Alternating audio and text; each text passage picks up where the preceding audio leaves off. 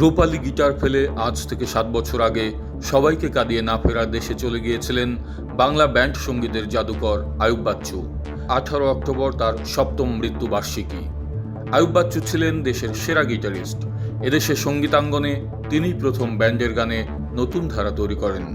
আইয়ুব বাচ্চুর অসাধারণ গানের কথার সঙ্গে শ্রুতিমধুর সুর, সঙ্গীতায়োজন আর ভরাট কণ্ঠ দর্শককে মুহূর্তের মধ্যেই মন্ত্রমুগ্ধ করত।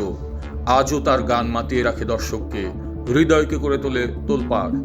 চট্টগ্রামের এই কৃতি সন্তান 1962 সালের 16 আগস্ট জন্মগ্রহণ করেন। গানকে ভালোবেসে সঙ্গীত জীবন শুরু করেন 1977 সালে।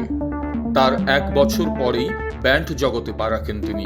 1980 সালে আইয়ুব বাচ্চু যোগ দেন সোলস ব্যান্ডে। 1990 সাল পর্যন্ত তিনি দলটির সঙ্গে যুক্ত ছিলেন। পরে 1991 সালে তিনি লাভ রানস ব্লাইন্ড LRB ব্যান্ড দল গঠন করেন। মৃত্যু পর্যন্ত তিনি এই দলটির সঙ্গেই প্রধান ভোকাল হিসেবে যুক্ত ছিলেন।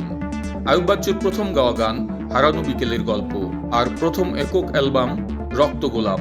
তবে গানের জগতে সফলতা পান তার দ্বিতীয় অ্যালবাম ময়নার মাধ্যমে। দীর্ঘ 40 বছরের ক্যারিয়ার জীবনে অসংখ্য গান ভক্তদের উপহার দিয়ে গেছেন তিনি।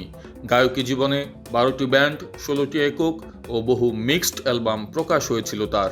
অসংখ্য দর্শকপ্রিয় গানের মধ্যে ফেরারি মন, হাসতে দেখো, কষ্ট পেতে ভালোবাসি, চলো বদলে যাই, সুখেরই পৃথিবী এখনো সুরের ঝড় তোলে মানুষের হৃদয়ে। Oliur Rahman Khan, BRS Times.